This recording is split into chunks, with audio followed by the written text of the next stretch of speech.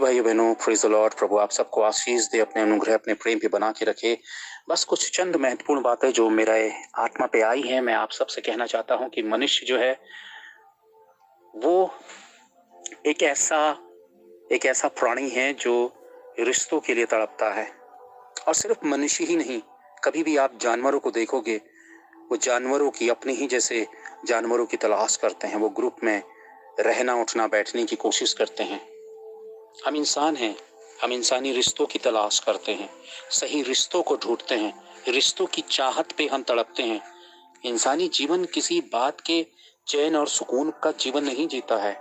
समय के साथ आप देखिए, इंसान के जीवन में अगर सबसे बड़ी कोई वीकनेस है तो वो रिश्तों की वीकनेस है, रिश्तों की कमी है। और आज रिश्तों में ही कड़वाहट, रिश्तों में ही टूटन, रिश्तों में ही दूरी और रिश्तों में ही अविश्वास का एक ऐसा जाल बुना हुआ है कि इंसान इंसानों के बीच में, अपनों के बीच में ही अकेला है और खुश नहीं है, बेचैन है, उदास है, टूटा है। कहीं पे ना कहीं पे कड़वाहट है, नफरत है, एक दूसरे से बोलना और बात करना नहीं है। आप जाकर देखिए, सर्वे करिए, जहां रिश्ते हैं, परिवार है, खानदान है, और रिश्तों के बीच में ही सबसे ज्यादा नफरत और टूटन है। बहुत सारी चीजें, वचन इस बात को कहता है कि अंत के समय में मनुष्य अपस्वार्थी, लोभी, डींग मार, ढीठ, घमंडी, रिश्तों को ठुकराने वाला, अहमियत को खत्म कर देने वाला। और एक तरफ वो पवित्र यीशु जो रिश्तों के खातिर ही इस दुनिया पे आया, रिश्तों के खातिर ही उसने जान दी, और रिश्तों के खातिर ही वो आज हमारे गुनाहों को हर रोज माफ करते हुए अपनी निज प्रजा और निज संतान जो परमेश्वर ने हमसे कहा, वो यीशु मसीह, उस मार्ग में हमें मजबूत करता और हमें चलाता है। कहने का मतलब ये है कि परमेश्वर भी किसकी चाहत करता है? रिश्तों की। रिश्तों के लिए ही परमेश्वर जो है वो तड़पता है, रिश्तों के खातिर ही उसने अपने इकलौते बेटे को कुर्बान कराया। आज रिश्ते ही हैं जो हमें दर्द देते हैं, रिश्ते ही हैं जिनके लिए हम तड़पते हैं, और रिश्तों के खातिर ही हम चोटिल होते हैं, और रिश्तों के खातिर ही हम ठोकर खाते हैं। ये समय सबसे बुरा जो दौर है, ये दौर किस चीज के लिए? क्या रोटी के लिए, क्या कपड़े के लिए, या एक छत के लिए? नहीं। इंसान अगर बहुत बेहतर नहीं, फिर भी 2 टाइम की रोटी खा रहा है, रोटी का इतना बड़ा टेंशन नहीं है। टेंशन है भावनाओं का, जज्बातों का, एहसासों का, और उसी की कमी है सबसे ज्यादा। अविश्वास इतनी गहराई से लोगों के जीवनों पर उतर आया है। मिसअंडरस्टैंडिंग, आपको पता है, अपने ही मन पर विचार बना लेना दूसरों के लिए। जब आपका वैचारिक व्यवहार किसी के साथ गैप होता है, यानी कि कम्युनिकेशन जो गैप आता है, वो गैप को पूरी तरह से शैतान अपने अधिकार में ले लेता है, और वही डाउट, वहीं पे जितने भी डाउट्स हैं, जितनी भी नफरत है, जितनी भी गड़बड़ी है, वो डालने की कोशिश करता है, और वहीं से रिश्ते खत्म करता है। शैतान का काम क्या है?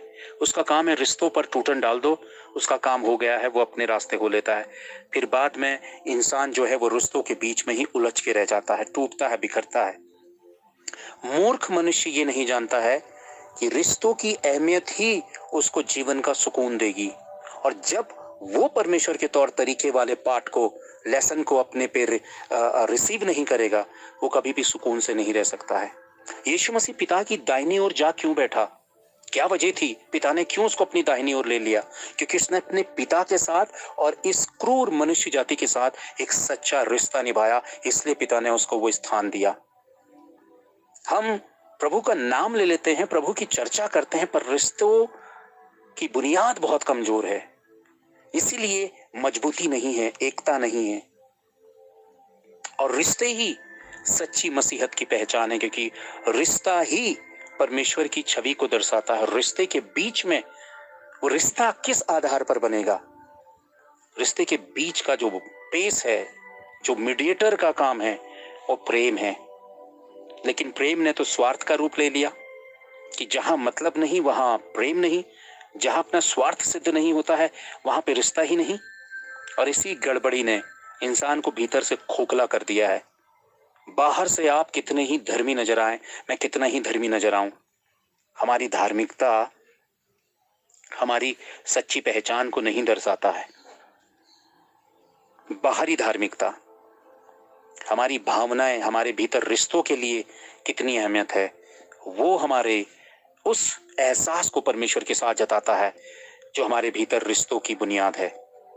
हम एक चर्च, एक कलीसिया, मसीही, हजारों, पचासों, हजारों लोगों की भीड़ को हम कहते हैं देखो प्रभु का कितना बड़ा काम है, कितने लोग खड़े हैं और कितने लोग जुड़े हुए हैं। लोगों की गिनती प्रमाण पत्र नहीं है हमारे लिए कि ये मसीहत सच्ची है जहां हजारों लोग हैं, और जहां कुछ लोग हैं ये मसीहत झूठी है।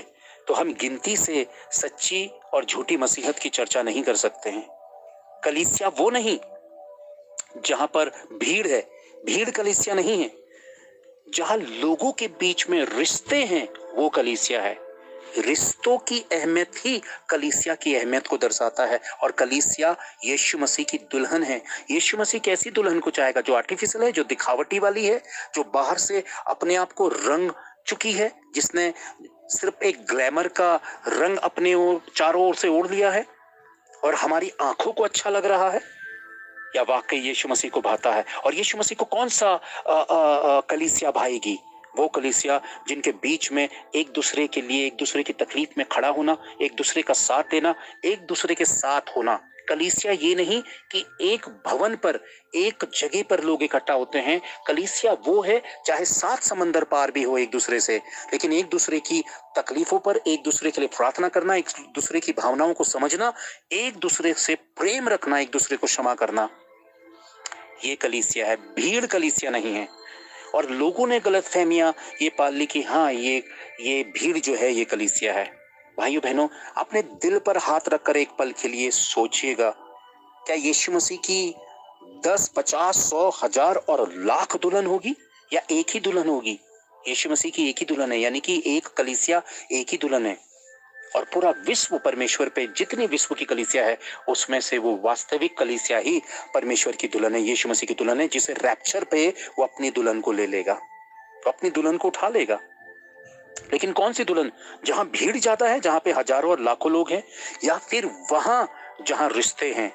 क्योंकि पिता ने रिश्तों के खातिर अपने बेटे को कुर्बान किया, रिश्तों के खातिर हमें माफ किया, तो क्या वो हम में रिश्ते नहीं देखेगा? वचन क्या कहता है कि तुम अपने प्रेम से जाने जाओगे, आपस के प्रेम से जाने जाओगे कि मेरे हो या नहीं। परमेश्वर की पहचान उसका प्रेम है, रिश्तों की पहचान प्रेम है। अगर प्रेम ही नहीं है तो रिश्ते ही नहीं है भाइयों बहनों। और इंसान रिश्तों के लिए जीता है, रिश्तों के लिए जान जोखिम में डालता है, रिश्तों को निभाने के लिए सब कुछ करता है।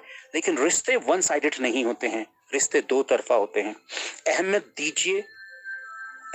दीजिए अपने घर के भीतर के रिश्तों को, अहमियत दीजिए अपने माँ बाप को, चाहे वो बूढ़े हों, चाहे वो कैसे ही हो।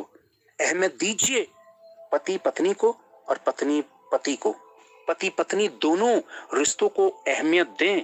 अगर एक दूसरे के साथ विचार नहीं मिलते हैं तो एक दूसरे को रिजेक्ट ना करें, बल्कि ऐसा काम करें जिससे बीच का रास्ता निकलकर एक दूसरे के लिए आशीष का कारण बने।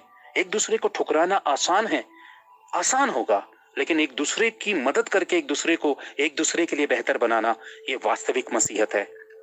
रिश्ते आसानी से तोड़े जा सकते हैं, मिटाए जा सकते हैं, लेकिन खूबी है रिश्तों को जोड़कर रखना, बना के रखना। आज दुनिया से कितने लोग चले गए और कितने लोग खून के आंसू हर दिन रोते हैं। क्यों? क्योंकि उनका कोई अपना सगा इस दुनिया से चला गया, और लाख कोशिशों के बावजूद भी उनका सगा इस दुनिया पे नहीं आ सकता है। कीमत को समझिए रिश्तों की। जो आज जिंदा है आपके सामने, उनको इग्नोर मत करिए, नफरत मत रखिए, किसी से मुंह मत फेरिए, क्योंकि आज हम हैं, कल हम नहीं रहेंगे। और अगर हम नहीं रहेंगे तो हमारे लिए ये दुनिया बेबुनियादी, बेमतलब और बिना किसी कारण की रह जाएगी, क्योंकि मरने वाले के लिए फिर ये दुनिया कुछ नहीं है, जिंदा रहने वाले के लिए है। तो जिंदा रहते हुए रिश्तों को निभाइए, अपनों के बीच में जाइए, एक दूसरे से अपनापन और मेल मिलाप करें। आप खुशी के साथ, तकलीफों में भी, कठिनाइयों में भी, अकेलेपन पर भी और कमी घटी में भी एक बेहतर जीवन जी पाएंगे, क्योंकि आप एक अच्छा रिश्ता निभाने वाले और रिश्तों के बीच में जीने वाले और रिश्तों को अहमियत देने वाले हैं। और अगर आज हम रिश्तों को अहमियत नहीं देंगे तो हमारे पास सारी सहूलियतें, एक लग्जरियस लाइफ होने के बावजूद भी हम हारा हुआ, टूटा हुआ जीवन जिएंगे। हर कोई इंसान रिश्तों को ढूंढता है, रिश्तों का पीछा करता है। हम रिश्तों की अहमियत को जानें, रिश्ते बेहतर बनाएं। पर मनुष्य के साथ तभी रिश्ते बेहतर हो सकते हैं जब उसके रिश्ते परमेश्वर के साथ बेहतर हैं। मैं ये आशा और विश्वास करता हूं कि आपके रिश्ते उस महान परमेश्वर के साथ भले होंगे, अच्छे होंगे। और अगर नहीं है तो हम अपने रिश्ते बेहतर करें, क्योंकि यही रिश्ते हमें परमेश्वर के साथ जोड़ेंगे और परमेश्वर तक पहुंचाएंगे। निराश ना हो, जो टूटे हुए रिश्ते हैं उनको बेहतर बनाने की कोशिश करें, प्रभु से प्रार्थना करें। जो टूटा है, जो बिखरा है, जो कमजोर है, वो सब बेहतर हो जाएगा। Thank you. Praise the Lord.